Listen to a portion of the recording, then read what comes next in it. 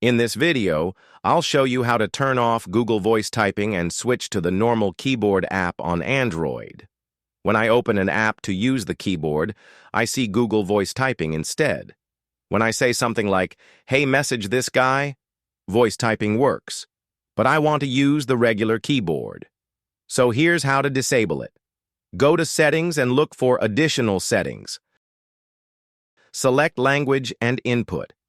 If your phone interface looks different, simply go to Settings, tap the search bar, and type Language. Then select Language and Input from the results.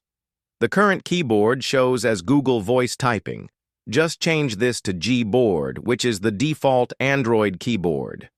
Now when I go back to enter a message, I have Gboard and can type normally. If you still want to use voice typing occasionally, just tap the microphone icon on the right-hand side. Now you can input words via voice. Hello, hello, hello, hello. This way, you can use both Google Voice Typing and Gboard together. Subscribe to the channel for more.